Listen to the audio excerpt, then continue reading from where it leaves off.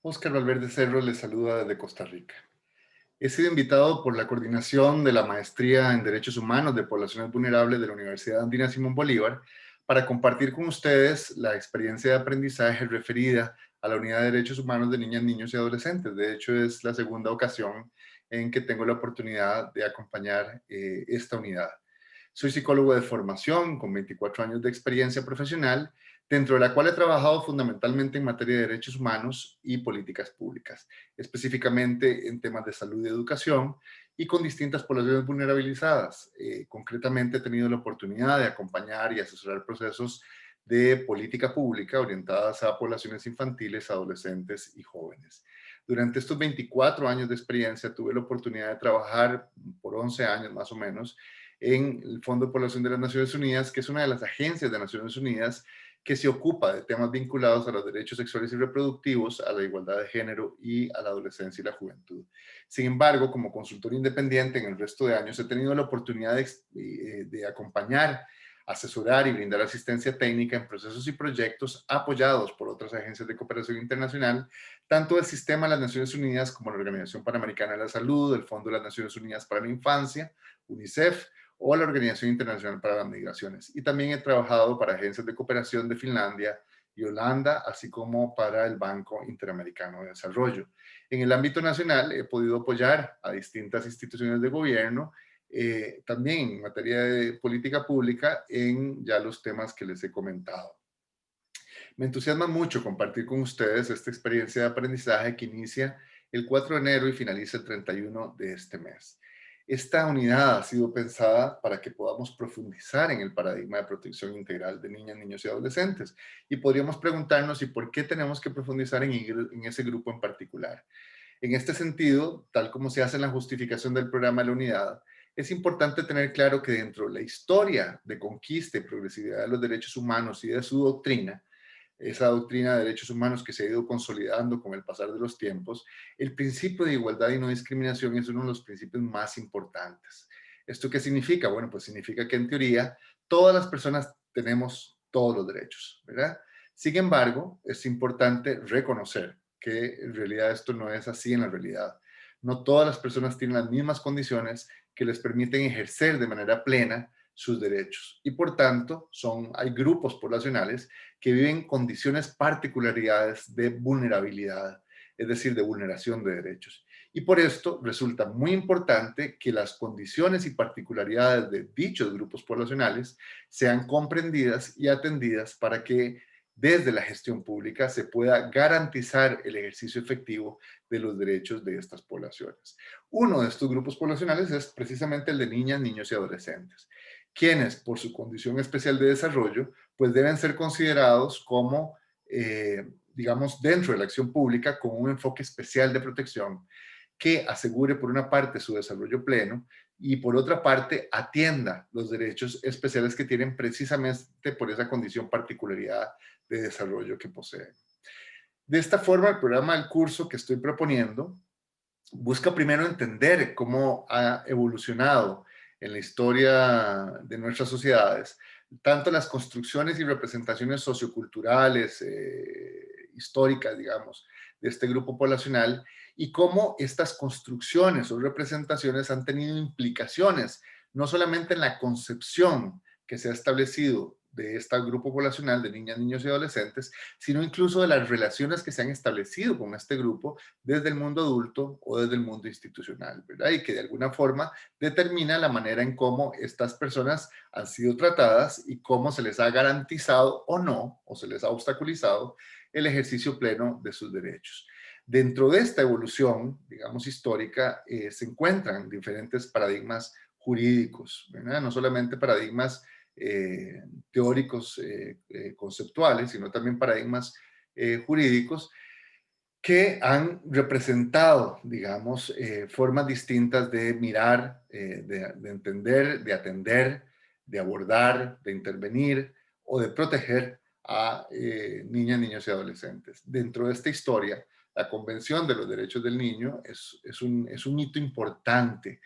Establece un hito histórico importante porque reconoce a las personas menores de edad como titulares de derecho y por tanto instaura, digamos, una nueva concepción no solamente de ellas, ¿verdad? O sea, es decir, no solamente las concibe de una forma distinta, sino que además configura un nuevo marco jurídico desde donde deberían establecerse o generarse las relaciones que las familias, las comunidades, las instituciones, la sociedad en general y por supuesto el Estado deben establecer con ellas. Esta ruptura que hace la convención rompe, digamos, con una visión conservadora de niñas, niños y adolescentes como menores, digamos, como si fueran una suerte de adultos en miniatura o como objetos de tutela de las instituciones, que en algún momento incluso se considera como si fueran propiedad de sus padres,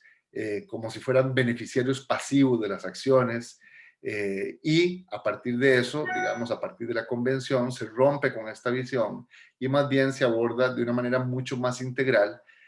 la realidad que viven niñas, niños y adolescentes para garantizar su atención y protección integral, su pleno y óptimo desarrollo y, por supuesto, el ejercicio ciudadano sustantivo, ¿verdad? Que incluso eso también es una ruptura importante porque va más allá de la ciudadanía formal que todos conocemos a través del sufragio universal, que en nuestras democracias constituye el voto, para hablar de una ciudadanía sustantiva que no está, digamos, vinculada a la mayoría de edad. En realidad, los estados latinoamericanos han ratificado y se han comprometido, han ratificado la convención y a partir de esta ratificación se han comprometido a adoptar todas las medidas administrativas y legislativas que sean necesarias para asegurar, garantizar el cumplimiento pleno de los derechos que están reconocidos en la Convención de los Niños, ¿verdad? Eh, Sin embargo, estamos claros que es la mera existencia de la Convención, ya llevamos varias décadas de haberse ratificado, no garantiza que esta población goce de todos sus derechos de manera plena. Y por tanto, todavía en nuestros países, niñas, niños y adolescentes siguen siendo vulnerados, ya sea por la sociedad o incluso muchas veces por el mismo Estado, ¿verdad? Eh, y esto es importante para nosotros entenderlo y comprenderlo, de tal forma que podamos contribuir desde el quehacer y desde el ámbito en donde nosotros trabajemos con la reducción de brechas en el ejercicio pleno de los derechos de las poblaciones vulnerables y particularmente en este caso de niños, niñas y adolescentes. En este sentido, la propuesta que se hace del programa de la unidad buscaría que todos seamos capaces de comprender y explicar esta ruptura paradigmática establecida por la Convención, no solamente en materia de la comprensión de las personas menores de edad como sujetos de derecho y sus implicaciones para la gestión de políticas públicas y para la relación que establece el mundo adulto institucional con niñas, niños y adolescentes, sino además que seamos capaces de aplicar de manera crítica y razonada los principios de la protección integral y el interés superior de la persona menor de edad, dos principios básicos dentro de la doctrina de derechos humanos para las personas, niñas, niños y adolescentes, y también cómo aplicarla en el análisis y abordaje de situaciones de vulneración de derechos vigentes en nuestra región latinoamericana. De esta forma, el programa está establecido, estructurado en tres temas importantes, grandes. El primer tema, que trata de buscar cómo mostrar cómo se ha ido construyendo, cómo ha ido evolucionando esta construcción sociohistórica de la infancia, pero también cómo ha evolucionado la normativa y los estándares internacionales de protección de los derechos humanos de las personas menores de edad, y cómo se da este giro, este cambio de pasar de objetos de tutela a sujetos de derecho. La segunda, digamos, tema importante que plantea el programa, y quizás es el plato fuerte del mismo, pasa por comprender con profundidad la Convención Internacional sobre los Derechos del Niño. En este sentido, la idea no, es poder comprender su estructura, sus contenidos, pero fundamentalmente sus principios y los mecanismos de control y de convencionalidad que tiene la propia convención y que de alguna forma colabora con los esfuerzos que se hacen internacionalmente para garantizar precisamente el ejercicio pleno de los derechos de niñas, niños y adolescentes en todo el mundo. Y finalmente, en la tercera parte del programa, que se nos va a tomar 2 semanas, busca tratar de entender los principios de protección integral y el principio de interés superior de las personas menores de edad o de niños, niñas y adolescentes y su aplicación a las políticas públicas en la región, ¿verdad? Así como al análisis y abordaje de situaciones de vulneración de derechos. Para esto hemos elegido 4 ámbitos de vulneración de derechos que son importantes en nuestra región, ¿verdad? Que están vinculadas a la movilidad humana, a la situación de explotación sexual comercial infantil, a situaciones vinculadas a la salud sexual y reproductiva, que es un tema de muchísima discusión, digamos, en materia de niñas, niñas y adolescentes, y particularmente en temas de situaciones de violencia, ¿verdad? Que son 4 ámbitos. Podríamos ver muchos ámbitos más, pero yo he elegido estos 4 ámbitos porque son 4 ámbitos que, por decirlo así, son candentes, son críticos en nuestra región y que vale la pena que abordemos, que comprendamos y que intentemos pues analizar para poder desde ese lugar aplicar los principios de interés superior y de protección integral de niñas, niños y adolescentes. Con el objeto de poder alcanzar los objetivos que nos proponemos, yo les invito a que leamos todo lo que les he propuesto leer, que son la bibliografía obligatoria.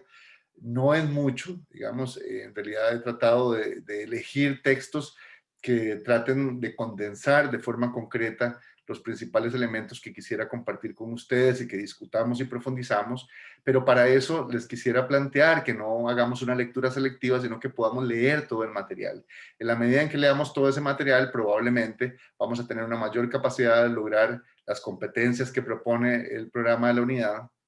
y podremos también pues discutir y compartir e intercambiar criterios sobre lo que pasa en nuestra región latinoamericana, en los países en los que cada una y cada uno de ustedes vive y trabaja.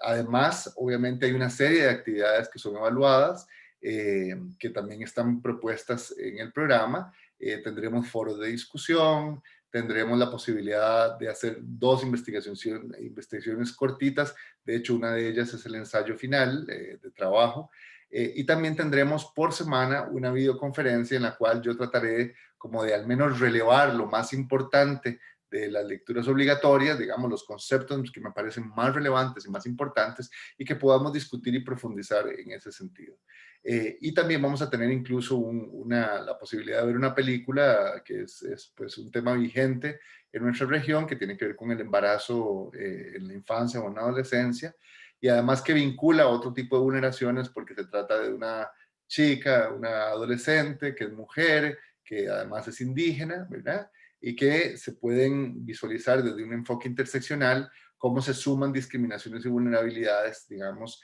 en estos procesos de brecha de acceso en el ejercicio de derechos. Así que yo quiero invitarles, así como yo me siento entusiasmado por compartir con ustedes la experiencia, en la primera edición fue muy enriquecedor conversar con personas de distintas disciplinas y pues no creo que esta vaya a ser una excepción. Es decir, espero que ustedes y nosotros podamos encontrar en este espacio de un mes la posibilidad de enriquecernos mutuamente, de compartir nuestros criterios, nuestras experiencias profesionales, la realidad de cada uno de los países de donde ustedes son parte y del cual yo soy parte también, para poder intercambiar criterios que nos enriquezcan profesionalmente y nos permitan pues aportar a nuestros países en la gestión de políticas públicas una visión mucho más comprensiva, mucho más fundamentada también desde el paradigma de la protección integral y desde el enfoque de los derechos humanos. Obviamente desde un principio de interés superior de las niñas, niños y adolescentes. Así que les invito a sumarse con mucho compromiso y con mucho entusiasmo a esta aventura que hoy iniciamos.